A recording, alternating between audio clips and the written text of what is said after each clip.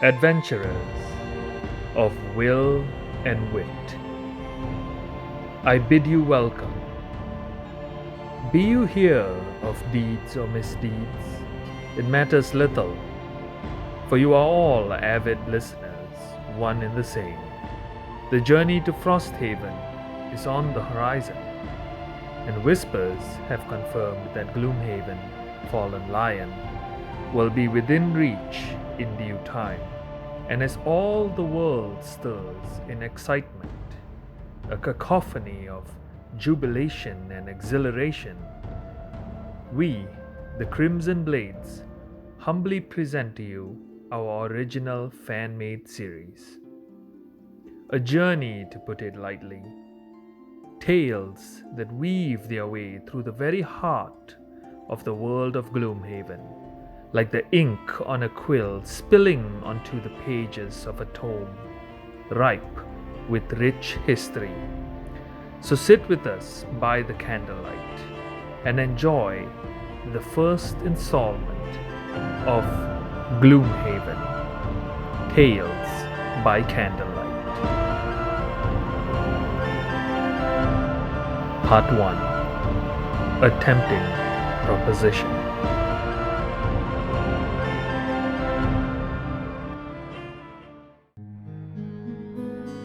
Our tale, dear readers, begins in the revered city of Gloomhaven, in an all too familiar establishment, the Sleeping Lion Inn. A rustic place where the hardy and foolhardy crowd to drown themselves in warming potations. Until, of course, when the light of morn creeps in through the cracked windows, leaving silhouettes of patrons regretting their lack of restraint the night before. It was a chilling and unpleasant night, the rumbling of thunder in the skies above so fierce that it shook the very tavern roof. Flashes of lightning peppered the lands on the horizon, startling horses and arousing children who clamored in excitement to witness the bolts, oblivious of course to the danger they posed. The guards patrolled the walkways and busy streets, grumbling at the state of their steel boots as they grew more caked in mud with each reluctant step. The stubborn merchants who refused to retire for the night were punished when the vicious gales of howling winds sent their wares hurtling off into various corners of the enormous city. Some of the goods were regained, some shattered, and some, those that landed closest to the sewers, had mysteriously vanished, it would appear, the handiwork of small deft hands that have a penchant for kleptomania. Yet for all the commotion outside, it did not stir the lone female quadrille that sat at the edge of the frequented inn at a small solitary wooden table. She tinkered with a contraption in hand, the likes of which had not been seen in the inn before. She poked and prodded with what looked like a metallic bronze canister, adorned with strange runes and carvings along every side. She donned her goggles and stared at the markings, studying them intently, despite the fact that it was hardly the wisest place to work. The inn was lively that night, not short of the din of hollering and the arguments over the calls of the innkeeper for some semblance of order. Barmaids carrying assortments of food and beverages tiptoed around unconscious individuals who had overindulged, leaving them the victim of petty thieves, who in turn buy rounds of ale themselves, perpetuating the chaos. An ataxic passing patron yelled aloud as he brought more tankards than he could possibly handle towards a nearby table where two inebriated Inox waited impatiently. Drinks! More drinks! He exclaimed. But as the man stumbled clumsily in his own stuporous state, A frothy tankard of freshly brewed ale toppled, clattering loudly onto the table that the focused quadrille worked on. She pulled away the canister from the splash defensively and gave the unfazed, unapologetic man a thoroughly vexed look. Perhaps he did not take her seriously, with the elaborate goggles covering most of her upper face. She grumbled as she placed the bronze canister aside and tried to tilt the table to be rid of the ale-soaked surface. If that tips over, it might take you with it, came a sudden, steely voice from ahead. The quadrille looked up at the monstrosity in front of her and was startled out of her senses, but it took her all but 2 seconds to note that she still had her goggles on. Taking it off, she sighed in relief at the sight of the familiar savas that stood before her. She stopped manipulating the table as it reached over. With one aggressive sweep with its outstretched arm, the table was cleared. It grabbed a nearby chair and sat at the table, revealing the 2 tankards held in its other hand. "Thank you kindly," she said, reaching out for her drink. Still playing with that thing? It asked with its usual monotonous voice and a curious look at the canister. The cracked, hollow opening in the Savas's raw, rocky chest caught her attention. She had always wondered of her companion's tale before their acquaintance, but respected it enough not to pry. "It's something important, I'm sure." If it gets us paid well.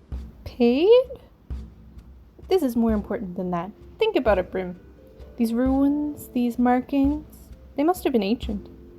Perhaps the remnants of history or a machination of another inventor. Does the canister fit into something? Does it contain something? We just need to know what these letters mean," the quadrille remarked, her blue eyes widening as she gestured dramatically. I'm sure I can crack it open. Give it here. "No, Brim! What if there's something fragile in there?" It gave its panicked companion a half smile, lowering its hand as it sat back, clearly just teasing her. "How is the arm?" She recounted their last scuffle with the wormlings while escaping their den. Fine. How's the head? "A little dinged up, but at least they didn't ruin the goggles. Why did they even have this canister with them anyway?" No idea. They collect all kinds of scrap and junk. "Well, at least we got out of that death trap alive. We got paid, right?" I spoke to them. They refused. "Refused?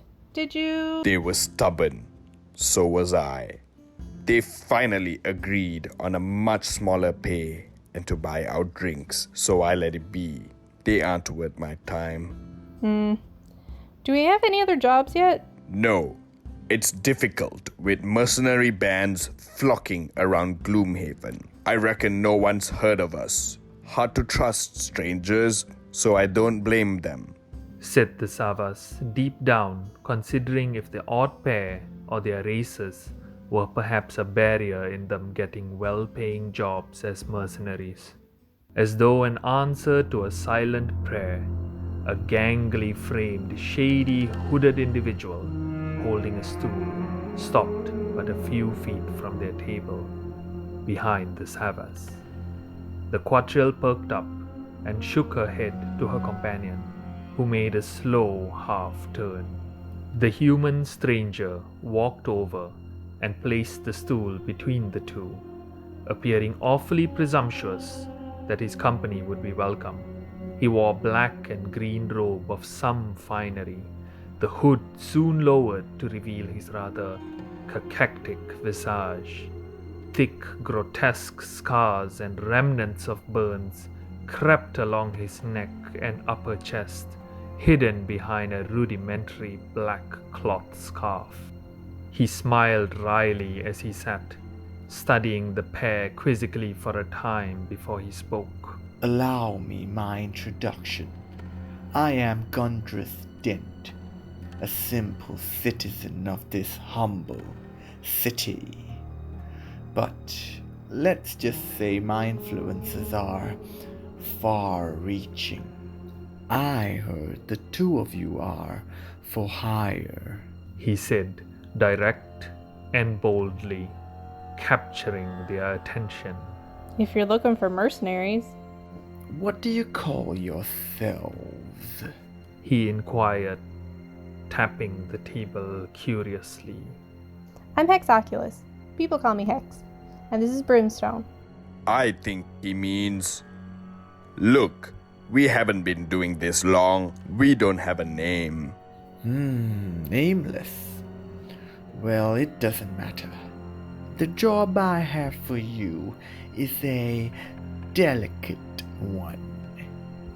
Some friends of mine have procured a package for me, but word is they have gone missing.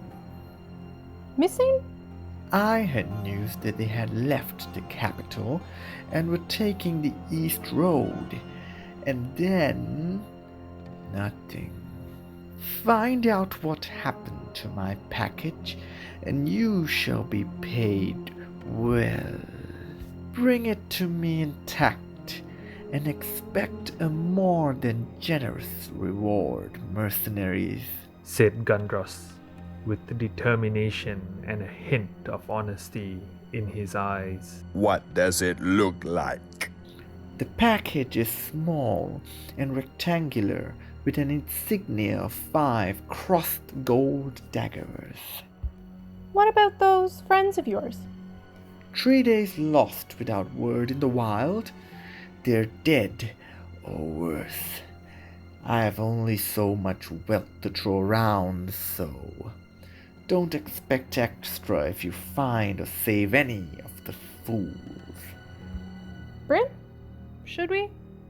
Inquired Hex as she looked over at her pondering companion. The Savas watched the pair of ruffians that hired them for their last job. They laughed merrily as they drowned themselves in drinks, disregarding the fact that the mercenaries had risked their very lives for a mere pittance. Untested, nameless. A lot of people around here are trying to make a name for themselves. Do me this, and you shall be known. You have my word. The Savas turned to the quadrille, and they shared an affirming nod. The man had upon his face a wide grin, unnerving yet genuine all the same. I do not know what you will expect, but the East Road runs close to the southern edge of the Dagger Forest.